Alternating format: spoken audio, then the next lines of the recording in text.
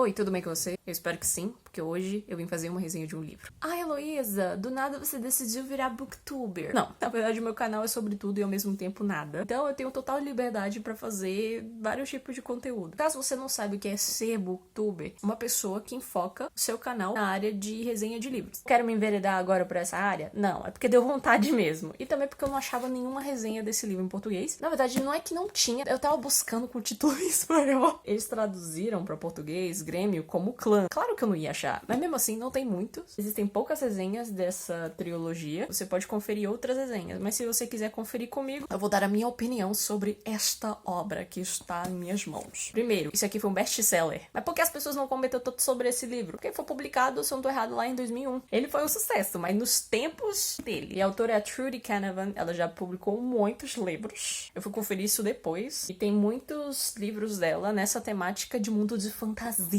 Pra ser muito sincera, não era uma pessoa interessada em fantasia. Na maioria desses livros de fantasia tem toda uma construção de mundo e você tem que ter paciência até você aprender, se localizar melhor na história. Mas depois que eu li O Nome do Vento, que aliás é um livro excelente, eu também tenho ele aqui em casa, eu meio que comecei a pensar que eu deveria abrir um pouco mais as portas. E como eu estou precisando melhorar o meu vocabulário em espanhol, ler nunca é uma má opção, principalmente quando o livro é barato. Gente, isso aqui foi R$10,95, não sei se dá pra ver. Provavelmente não, porque não tá focando. Então eu disse, vou dar uma chance pra Trudy, né? E ela me surpreendeu. Agora eu vou apresentar essa história pra vocês. Aqui nós temos um mundo inventado, no qual existem os magos. Preciso dizer que, mesmo sendo um mundo novo, ele não é muito difícil de entender. Ela contextualiza as coisas e também não foca tanto no mundo em si. Vamos ver nos outros livros, mas nesse primeiro aqui focamos mais na história dos personagens. E também sobre outro tema que eu acho muito pertinente e interessante, que é classes sociais. Porque a nossa protagonista, ela é pobre, pobre, pobre de marré, marré, marré. Então a Sonéia, ela está aqui no começo do livro participando de um evento que se chama Purga. Eu não sei como é que eles traduziram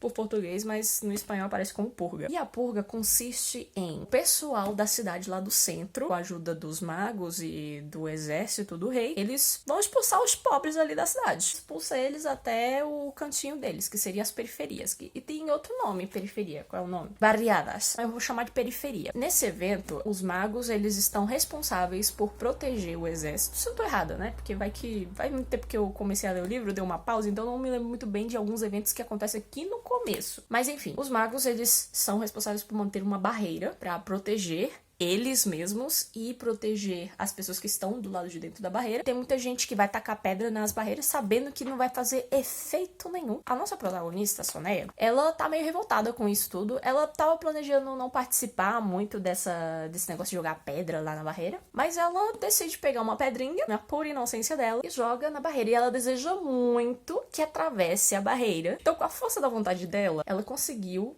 fazer com que essa pedra ultrapassasse a barreira. E aí começa a bagaceira. Ela, com um simples movimento, conseguiu fazer magia. E sem intenção nenhuma. Então, isso não é normal. Nesse mundo aqui, várias pessoas têm potencial para serem magos e magas. Não vou dizer que qualquer um pode ser, mas a possibilidade de uma pessoa ser mago ou maga é grande. Mas só que gente pobre não. Gente pobre não tem condição de pagar dinheiro para enviar o filho ou a filha lá pro clã dos magos para ser treinado, entendeu? Existem pessoas que têm potencial para ser isso. Elas são identificadas pelas pessoas que já fazem parte do Grêmio. Então eles identificam e começam a treinar a pessoa. Só que eles têm uma crença aqui que muitas pessoas pobres, ou seja, o pessoal lá da periferia, não tem esse potencial, ou se tem, é ignorado porque não tem condições de pagar o estudo. Só que a Sonéia, sem ter nenhum treinamento e sem ter noção que ela tinha esses poderes, ela executa um ato que vem carregado de magia, que foi atravessar a barreira, porque se supõe que ninguém poderia atravessar essa barreira. Os magos, eles perceberam que tinha uma maga entre os pobres. E tem uma regra muito importante. Nenhum mago pode estar fora do clã dos magos, porque poderes são perigosos e eles precisam ser controlados. Para você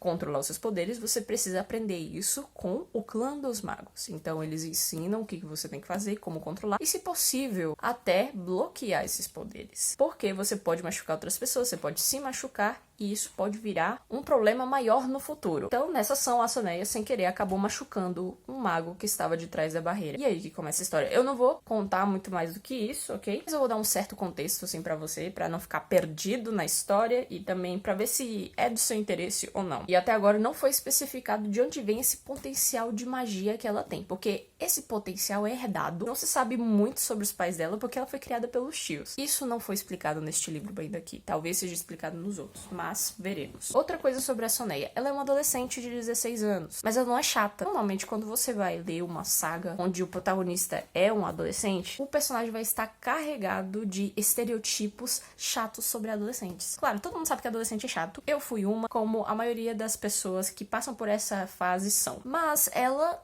na verdade, tem motivações muito nobres dentro de si. Ela tem opiniões muito fortes sobre todo o contexto social dela, sobre a condição dela. Ela é uma protagonista interessante. Ela não é uma adolescente chata, ela tem consciência das coisas. É muito fácil você simpatizar com muitos personagens aqui do livro. Eu simpatizei com o melhor amigo dela, o Serry.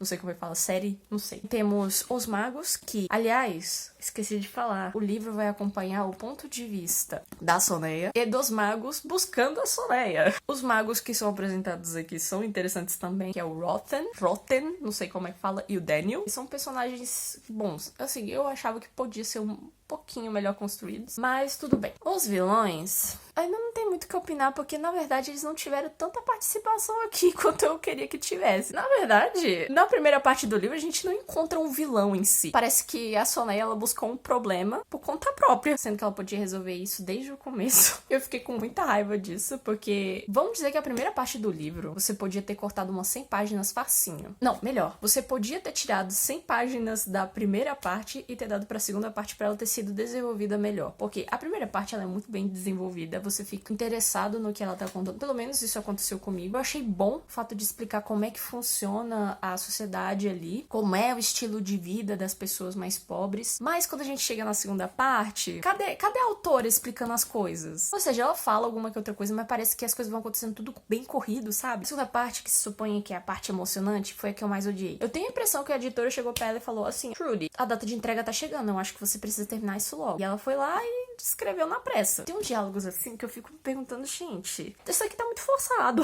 Lá no finalzinho também tem um...